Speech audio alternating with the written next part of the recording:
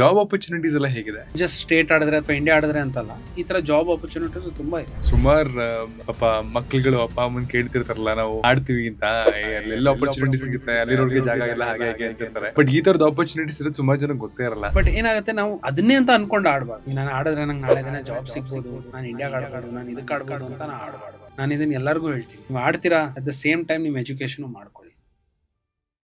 State ಗಾಡಿರೋರು, nationals ಗಾಡಿರೋರು ಎಲ್ಲಾರು ಯಾವ್ದಾದ್ರು ಒಂದು ಜಾಬ್ ಅವ್ರಿಗೆ ಅಲೋಕೇಟ್ ಆಗತ್ತಲ್ಲ, ಅಂದ್ರೆ ಬ್ಯಾಂಕ್ ಅಲ್ಲಿ ವರ್ಕ್ ಮಾಡ್ತಿರ್ತಾರೆ. ಕೆಲವ್ರು ನೋಡಿದ್ವಿ, ಸಿರಾಜ್ ಎಲ್ಲ ಪೊಲೀಸ್ ಆಫೀಸರ್ ಆಗ್ತಾರೆ, ಜೋಗಿಂದರ್ ಶರ್ಮಾ ಆತರ ಆಗಿದ್ರು, ಹರ್ಭಜನ್ ಸಿಂಗ್ ಬೇರೆ ಏನೋ ಆಗಿದ್ರು. ಹಿಂಗೆ ಇದೆಲ್ಲ ಈ ಜಾಬ್ ಆಪರ್ಚುನಿಟೀಸ್ ಎಲ್ಲ ಹೇಗಿದೆ?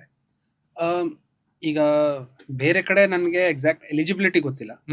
ಬಟ್ ನಾನು ಕೆನರಾ ಬ್ಯಾಂಕಿಗೆ ಕೆಲಸ ಮಾಡೋದ್ರಿಂದ ನಮ್ದ್ರಲ್ಲಿ ಹೆಂಗಿದೆ ಅಂತಂದ್ರೆ, ಮಿನಿಮಮ್ 3 years ಆಫ್ ಸ್ಟೇಟ್ ಆಡಿರ್ಬೇಕು, ಕಾನ್ಸಿಕ್ಯೂಟಿವ್ ಇಯರ್ಸ್. ಸೊ ಇದರ ಅಂಡರ್ 19 ಇರ್ಬೋದು, ಅಂಡರ್ 23 ಇರ್ಬೋದು, ಅದು ಆಡಿರ್ಬೇಕು. ಆ್ಯಂಡ್ ಐ ಥಿಂಕ್ ಮುಂಚೆ ಡಿಗ್ರಿ ಇತ್ತು, ಇವಾಗ PU2 ಮಾಡಿದ್ದಾರೆ, ಮಿನಿಮಮ್ ಬೇಸಿಕ್ ಎಜುಕೇಶನ್. ಅಷ್ಟಾಗಿದ್ದರೆ every like 3 years 4 years or 5 years once recruitment ಆಗುತ್ತೆ. ಹಂಗಾದಾಗ ವಿ ಟೇಕ್ ಗುಡ್ ಪ್ಲೇಯರ್ಸ್. ಆ ಥರ ನಮ್ಮ ಬ್ಯಾಂಕ್. ಅದೇ ಥರ ನಿಮ್ಗೆ ಬ್ಯಾಂಕ್ ಆಫ್ ಬರೋಡಾ ಇದೆ, SBI ಇದೆ, AGORC ಇದೆ, DTDC ಇದೆ, ರೈಲ್ವೇಸ್ ಇದೆ, ವೀಲ್ ಅಂಡ್ ಎಕ್ಸೆಲ್ ಇದೆ. ಲಾಡ್ ಆಫ್ ಅದು. And this I am talking only about Karnataka. ನೀವು ಆಚೆಗಡೆ ನಿಮ್ಗೆ ಇನ್ಕಮ್ ಟ್ಯಾಕ್ಸ್ ಇದೆ, ಸೆಂಟ್ರಲ್ ಎಕ್ಸೈಸ್ ಇದೆ, ONGC, air India, Reliance, BPCL, ಎಷ್ಟೊಂದಿದಾವೆ. ಸೊ ಎವ್ರಿವೇರ್ ನಾವು ಅವ್ರದ್ದು ಒಂಥರ ಪ್ರೊಫೆಷನಲ್ ಟೀಮ್ಸ್ ತರ ತಗೊಳ್ತಿದಾರೆ ಅವ್ರು. ಮುಂಚೆ ಈಗ ನಮ್ಮ ಹತ್ರ ಎಲ್ಲ ಹೆಂಗೆ ಅಂತಂದ್ರೆ, ಬ್ಯಾಂಕ್ ಅಲ್ಲಿ ಇನ್ನವರೆಗೂ ನಾವು ಈಗ ನಾವು ಮ್ಯಾಚ್ ಆಡ್ತಾ ಇಲ್ಲ ಅಥವಾ ನಾವು ಕ್ರಿಕೆಟ್ ಆಡ್ತಾ ಇಲ್ಲ ಅಂತಂದ್ರೆ ನಾವು ಬ್ಯಾಂಕಿಗೆ ಹೋಗ್ಬೇಕು, ಹೋಗಿ ನಾರ್ಮಲ್ ಬ್ಯಾಂಕಿಂಗ್ ಕೆಲಸ ಮಾಡ್ಬೇಕು. ಬಟ್ 4 hours ಆಫ್ ವರ್ಕ್ ಇರುತ್ತೆ ಅಷ್ಟೇ. 4 hours ಆಫ್ 10 to 2 ಆ ಥರ. ಆಮೇಲೆ 2 o'clock ಆದ್ಮೇಲೆ ನಮ್ಗೆ ಪ್ರಾಕ್ಟೀಸಿಗೆ ಟೈಮ್ ಕೊಡ್ತಾರೆ. ಇದು ನಮಗೆ ಬ್ಯಾಂಕ್ ಅಲ್ಲಿ. But there are teams which hire players professionally. ಅವ್ರು ಬರೀ ಕ್ರಿಕೆಟ್ ಆಡೋದಕ್ಕಂತಾನೆ proper job, they'll get salary ಎಲ್ಲ ಸಿಗುತ್ತೆ.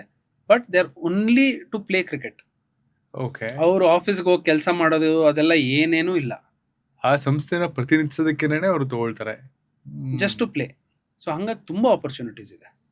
ಬಿಕಾಸ್ ನಾಟ್ ಜಸ್ಟ್ ಸ್ಟೇಟ್ ಆಡಿದ್ರೆ ಅಥವಾ ಇಂಡಿಯಾ ಆಡಿದ್ರೆ ಅಂತಲ್ಲ, ಈ ತರ ಜಾಬ್ ಆಪರ್ಚುನಿಟೀಸ್ ತುಂಬಾ ಇದೆ. ಸುಮಾರ್ ಲೇಮ್ಯಾನ್ ಪಾಪ ಮಕ್ಳುಗಳು ಅಪ್ಪ ಅಮ್ಮನ್ ಕೇಳ್ತಿರ್ತಾರಲ್ಲ, ನಾವು ಆಡ್ತೀವಿ ಅಂತ, ಅಲ್ಲೆಲ್ಲ ಆಪರ್ಚುನಿಟಿ ಸಿಗುತ್ತೆ, ಅಲ್ಲಿರೋರ್ಗೆ ಜಾಗ ಇಲ್ಲ, ಹಾಗೆ ಹಾಗೆ ಅಂತಿರ್ತಾರೆ.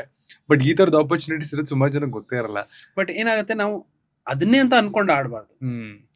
ಈಗ ನಾನು ಆಡಿದ್ರೆ ನಂಗೆ ನಾಳೆ ದಿನ ಜಾಬ್ ಸಿಗ್ಬೋದು, ನಾನು ಇಂಡಿಯಾಗ ಆಡ್ಬೋದು, ನಾನು ಇದಕ್ಕೆ ಆಡ್ಬೋದು ಅಂತ ನಾನು ಆಡಬಾರ್ದು.